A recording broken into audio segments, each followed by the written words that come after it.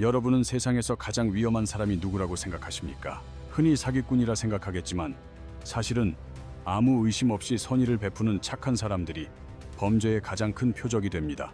평온한 일상을 보내던 어느 날, 당신의 통장에 출처를 알 수 없는 100만 원이라는 거금이 입금된다면 대부분의 사람들은 누군가 실수로 보낸 돈이라 생각하며 당황하게 될 것입니다.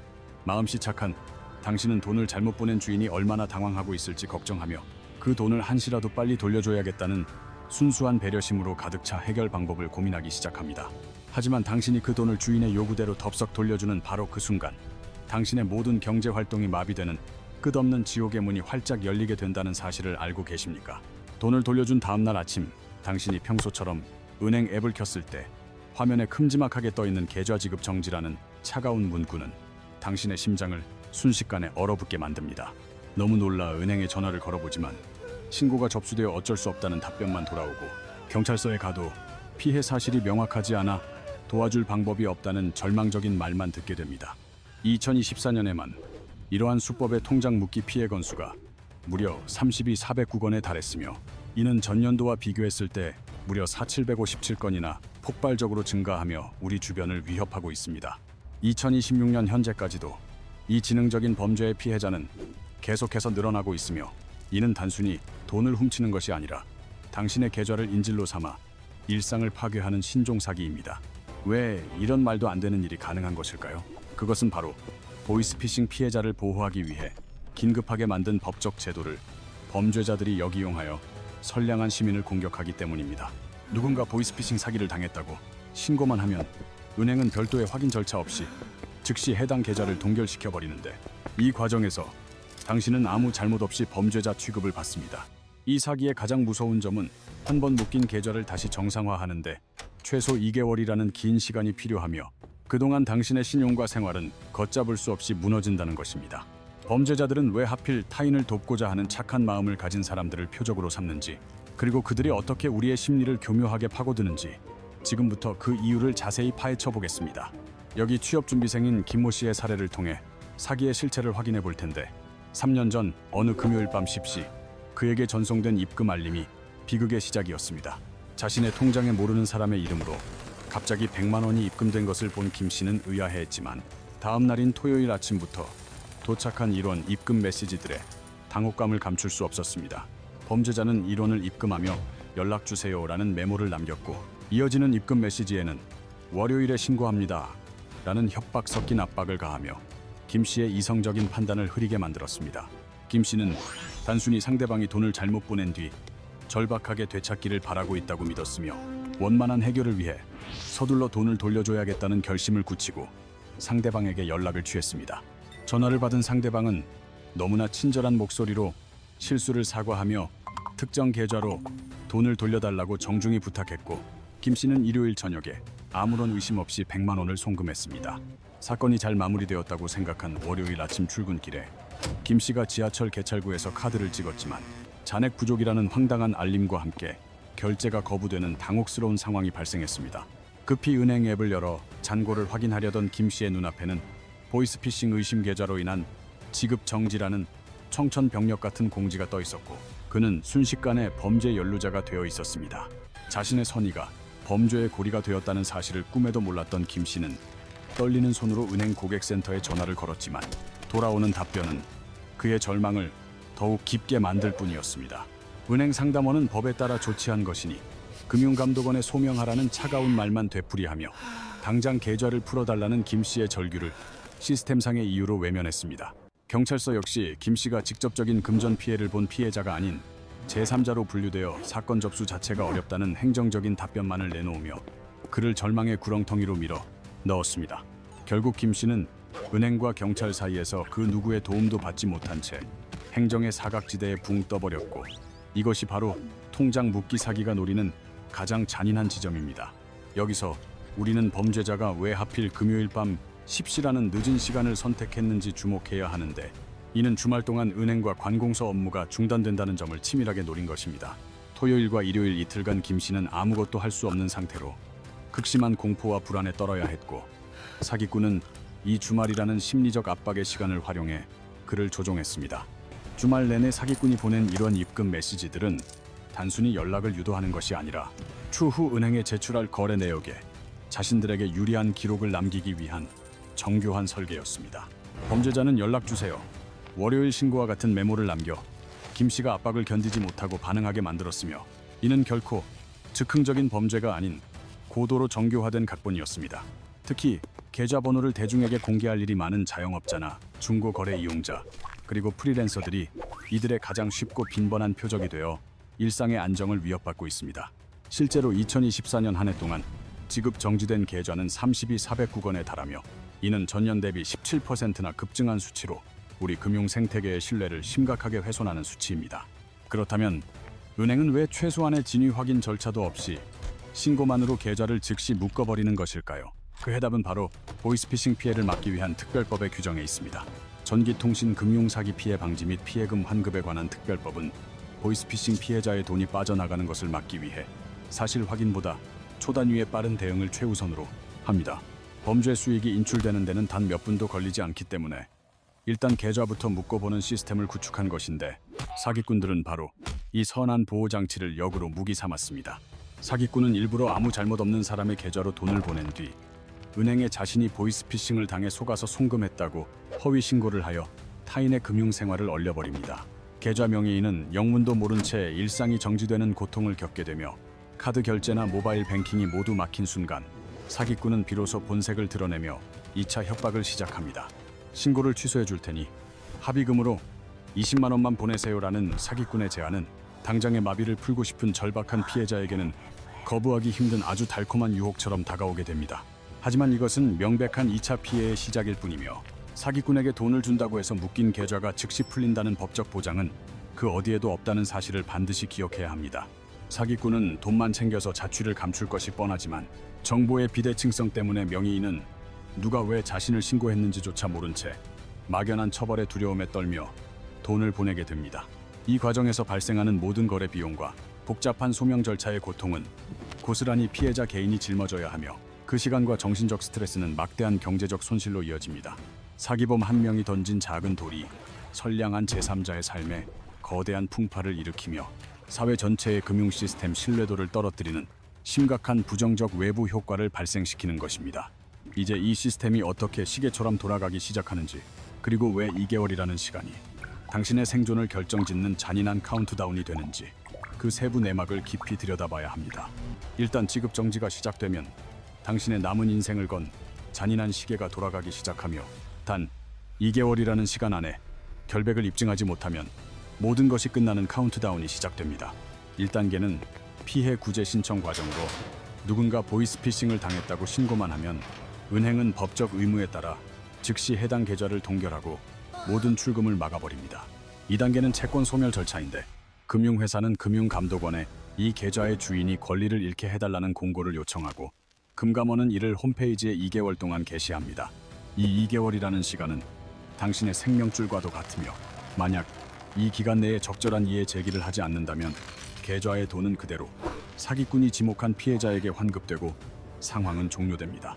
결국 돈도 잃고 계좌도 영영 못 쓰게 되는 최악의 결과를 막기 위해 당신은 3단계인 이해 제기 절차를 밟아야 하며 내 계좌가 사기에 이용되지 않았음을 스스로 증명해야 합니다. 하지만 이 과정에서 당신은 3가지 거대한 병목 현상에 부딪히게 되는데 첫 번째는 은행이 구체적인 신고 내용이나 신고자 정보를 알려주지 않는 정보의 심각한 부족입니다. 두 번째 병목은 소명의 어려움으로 내가 사기를 치지 않았다는 사실을 입증하기 위해 존재하지 않는 잘못을 증명해야 하는 이른바 부재 증명의 늪에 빠지게 되는 것입니다. 당신은 거래 내역부터 메시지 기록, 통화 녹음은 물론이고 때로는 입금 당시의 상황을 증명하기 위한 CCTV 화면까지 모든 증거를 직접 발로 뛰며 수집해야만 합니다. 세 번째 병목은 소명이 수용되더라도 지급 정지가 풀리기까지 최소 2개월에서 3개월이라는 막대한 시간이 소요된다는 점이며 이 기간은 당신의 삶을 말려 죽이기에 충분한 시간입니다. 자, 이제 냉정하게 계산해 봅시다. 당신의 계좌가 단 3개월 동안 묶였을 때 발생하는 실제 경제적 손실이 과연 얼마나 될지 그 구체적인 수치를 확인해 보겠습니다. 우선 매달 나가는 월세 50만 원이 자동 이체되지 않아 3개월치인 150만 원이 연체될 것이며 집주인의 독촉 전화를 받으며 신뢰는 바닥으로 떨어지게 됩니다. 다음은 신용카드 결제인데 월 80만 원씩 3개월이면 240만 원의 카드값이 연체되기 시작하며 이는 곧바로 금융권의 연체 기록으로 남아 당신의 신용을 파괴하기 시작합니다. 또한 성실하게 부어오던 적금 자동이체가 3개월간 중단되면 애써 쌓아온 적금이 강제로 해지될 수도 있으며 이는 단순한 원금을 넘어 미래의 자산 형성 기회까지 앗아가는 일입니다. 여기까지 벌써 480만 원의 큰 피해가 발생했지만 끝이 아닙니다. 카드 연체료가 첫 달 만원에서 시작해 석 달째에는 수만 원으로 불어나며 총 13만 원 이상의 추가 지출이 생깁니다. 하지만 가장 무서운 타격은 바로 신용 등급의 하락입니다. 단 한 번의 카드 연체 기록만으로도 당신의 신용 등급은 곤두박질치며 이를 회복하는 데는 수년이 걸릴 수 있습니다. 신용 등급이 단 한 단계만 떨어져도 다음 대출 시 금리가 천정부지로 솟구치게 되는데 5천만 원 대출을 기준으로 계산하면 연간 100만 원이라는 추가 이자 비용을 지불해야 합니다. 이를 월 단위로 환산하면 매달 8만 원씩 생돈을 더 내는 셈이고 계좌가 묶인 3개월 동안에만 벌써 24만 원에 보이지 않는 손실이 당신의 지갑에서 빠져나가는 것입니다. 더욱 절망적인 사실은 사기꾼이 보낸 그 100만 원만 묶이는 것이 아니라 해당 계좌 전체의 지급이 정지되어 당신의 전 재산이 도간에 든 쥐처럼 갇혀버린다는 점입니다. 통신사기 피해 환급법에 따라 금융회사는 사기 이용 계좌에 대해 지급 정지 조치를 취할 수 있으며 이와 동시에 당신의 전자금융거래 전체가 법적으로 제한될 수 있습니다. 이 두 가지 조치가 동시에 적용되면 출금과 이체는 물론이고 각종 공과금 자동이체와 편리했던 모바일 뱅킹까지 모든 창구가 폐쇄되어 당신은 현대 금융사회에서 고립됩니다. 당신이 직장인이라면 월급날 통장에 돈이 들어와도 단 한 푼도 꺼내 쓸 수 없으며 휴대폰 요금과 각종 공과금 자동이체가 줄줄이 막히며 일상의 모든 인프라가 하나씩 끊기기 시작할 것입니다. 만약 당신이 사업자라면 상황은 더욱 절망적인데 거래처로부터 입금된 대금을 전혀 사용할 수 없어 직원들의 월급을 제때 주지 못하고 세금조차 내지 못해 평생 일궈온 사업이 멈추게 될 수도 있습니다. 가장으로서도 자녀의 학원비를 보내지 못하고 부모님께 약속한 용돈조차 드리지 못하는 등 당신의 계좌가 묶이는 순간 가족 전체의 생계가 흔들리는 연쇄 타격을 입게 된다는 사실이 가장 잔혹한 현실입니다. 그렇다면 범죄자들은 왜 이토록 복잡하고 정교한 시스템을 이용하는 것이며 왜 하필 당신과 같이 선량한 사람들을 표적으로 삼는 것인지 그들의 악랄한 심리전 속으로 더 깊이 들어가 보겠습니다. 범죄자는 돈을 훔치는 것보다 당신의 심리를 흔드는 세 가지 트리거를 활용하는데 그 첫 번째는 금요일 밤부터 시작해 주말 내내 일원 입금과 협박 메시지를 쏟아내며 당신의 조급함을 극대화하는 수법입니다. 두 번째 트리거는 바로 당신의 선의로 잘못 송금된 돈을 돌려줘야 한다는 도덕적 책임감을 역이용하여 당신이 이성적인 판단을 하기 전에 서둘러 범죄 계좌로 직접 돈을 보내게 유도하는 것입니다. 당신이 친절을 베풀어 돈을 돌려주는 바로 그 찰나의 순간에 당신은 범죄의 고리에 스스로 발을 들이게 되며 나중에 경찰 조사를 받을 때 당신의 계좌에서 범죄 계좌로 돈이 흘러간 움직일 수 없는 기록이 남게 됩니다. 사실 당신이 돌려준 그 돈은 보이스피싱으로 훔친 검은 돈을 세탁하기 위한 통로로 사용되었을 가능성이 매우 높으며 당신은 자신도 모르는 사이에 범죄 조직의 자금, 세탁책이라는 억울한 누명을 쓰게 됩니다. 당신은 그저 차고 송금된 돈을 돌려준 것뿐이라고 결백을 주장해도 이미 남겨진 금융거래 기록을 뒤집기란 현실적으로 매우 어려우며 이것이 바로 선의가 가장 위험한 덫이 되는 순간입니다. 세 번째 트리거는 대다수의 일반인이 이러한 금융 절차를 잘 모른다는 무지를 이용하는 것으로 은행을 통한 정식 반환 중개 절차가 있음에도 불구하고 직접 송금을 유도해 당신의 계좌를 묶어버립니다.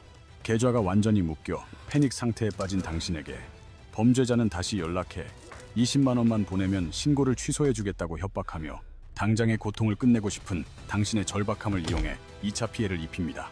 하지만 명심해야 할 것은 돈을 보낸다고 해도 계좌가 풀린다는 보장이 없다는 사실인데 계좌를 푸는 권한은 사기꾼이 아니라 은행과 금융감독원에 있으며 사기꾼은 돈만 챙긴 뒤 연기처럼 사라질 뿐입니다.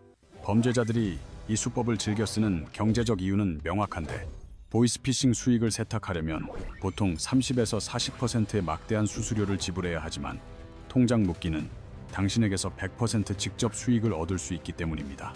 최근에는 이 수법이 더욱 진화하여 경쟁업체의 영업을 방해하거나 원한 관계에 있는 사람에게 사적 복수를 대행하는 등 누군가의 금융생활을 파괴하려는 악의적인 목적으로도 광범위하게 이용되고 있습니다. 전문가들은 범죄 조직이 특정 계좌가 돈 세탁용으로 적합한지 시험하기 위해 이 수법을 쓰기도 하며 누군가 앙심을 품고 의도적으로 상대방의 계좌를 잠그는 경우도 많다고 분석하며 그 위험성을 경고하고 있습니다. 결국 이것은 단순한 금전 범죄가 아니라 당신의 생활, 금융 전체를 인질로 잡고 심리적인 압박과 협박을 가해 영혼까지 파괴하는 아주 질 나쁜 범죄라는 것을 우리는 분명히 인식해야 합니다. 이제 이 거대한 공포에서 벗어나 당신의 소중한 재산과 일상을 지키기 위한 구체적인 대응법을 알아볼 텐데, 사기꾼의 덫을 무력화할 수 있는 4가지 대응 원칙만 반드시 기억하시기 바랍니다. 첫 번째 원칙은 모르는 돈이 입금되었을 때 메모에 어떤 협박이나 연락 요청이 적혀 있더라도 절대 상대방에게 직접 연락하지 않는 것이며, 그 순간 당신의 소중한 개인정보가 노출되는 것을 막아야 합니다. 대신 즉시 해당 은행에 전화를 걸어 모르는 돈이 입금되었으니 반환 중개를 요청합니다 라고 정식으로 말해야 하며, 은행이 입금자와 소통하여 절차를 진행하게 하는 것이 당신을 지키는 가장 안전한 길입니다. 이렇게 은행을 통한 정식 절차를 밟으면 당신은 범죄자와 직접 소통할 필요가 없으므로 개인정보가 노출되지 않고 직접 송금을 하지 않았기에 범죄의 고리에 엮일 위험에서도 완전히 자유로워질 수 있습니다. 대응 원칙 두 번째는 즉각적인 증거 보존이며, 모르는 돈이 입금된 사실을 확인한 즉시 입금 내역을 캡처하고 모든 금융 기록을 상세히 남기는 것입니다. 이런 식 입금되며 남겨진 수상한 메모나 협박성 문자, 그리고 사기꾼으로부터 걸려온 모든 통화 내용까지 빠짐없이 캡처하고 녹음하여 증거 자료를 확보해야 합니다. 이러한 꼼꼼한 기록들은 추후 당신이 범죄자가 아닌 선량하고 억울한 피해자라는 사실을 수사기관에 증명하는 가장 결정적이고 강력한 무기가 될 것입니다. 대응 원칙 세 번째는 계좌가 묶였을 때 당황하지 말고 즉시 금융감독원 홈페이지에 접속하여 자신의 계좌에 대한 채권 소멸 절차 공고 내용을 확인하는 것입니다. 금감원 홈페이지의 공고 확인을 통해 당신의 계좌가 정확히 어느 날짜에 공고되었는지 파악하는 것이 대응의 시작이며, 이는 당신의 권리를 지키는 첫걸음입니다. 공고일로부터 단 2개월이라는 시간이 당신의 경제적 생명줄이며, 이 골든타임 안에 반드시 공식적인 이해 제기를 완료해야만 소중한 계좌를 지켜낼 수 있습니다. 만약 이 2개월이라는 기한을 무심코 놓치게 되면 당신의 돈에 대한 법적 권리가 완전히 소멸되어 사기꾼이 지정한 피해자에게 전액 환급되는 비극이 발생합니다. 대응 원칙 네 번째는 복잡한 이해 제기 절차를 혼자 감당하려 하지 말고 반드시 법률 전문가나 금융 상담사의 도움을 받아 전문적으로 대응하는 것입니다. 이해 제기 신청서와 함께 거래 내역, 주변 CCTV 기록, 사기꾼의 협박 메시지 등 당신이 사기에 이용되지 않았음을 입증할 모든 자료를 논리적으로 준비해야 합니다. 다행히 2024년 8월의 법 개정 덕분에 피해금을 편취할 의도가 전혀 없었다는 사실을 충분히 소명한다면 억울한 지급 정지를 조기에 해제할 수 있는 길이 열렸습니다. 실제로 철저한 증거 준비와 논리적인 소명을 통해 자신의 결백을 입증하고 묶였던 계좌를 다시 정상적으로 사용하여 일상을 회복한 성공 사례들이 많이 보고되고 있습니다. 이 사기의 파장은 사업자에게 거래처와의 신뢰를 한순간에 무너뜨리고 금융 신용을 깎아먹어 평생 일궈온 사업 기반 자체를 흔드는 치명적인 결과를 가져옵니다. 직장인에게는 한번 곤두박질 친 신용 등급을 다시 회복하는데 수년의 시간이 걸리게 하며 대출 금리 인상 등 장기적이고 막대한 경제적 손실을 강요합니다.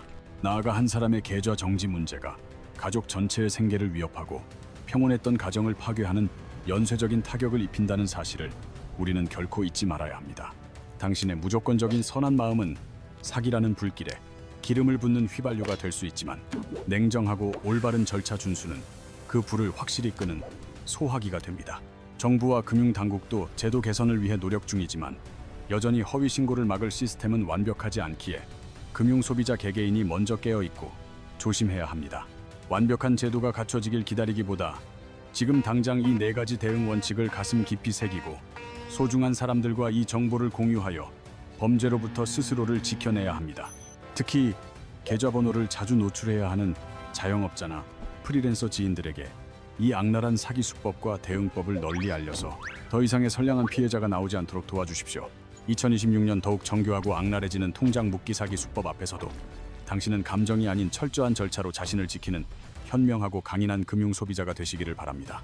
당신의 소중한 재산과 신용을 지키는 진정한 힘은 막연한 선의가 아닌 정확한 절차 숙지에 있음을 명심하시고 이 생존 정보를 꼭 주변에 널리 공유해 주십시오.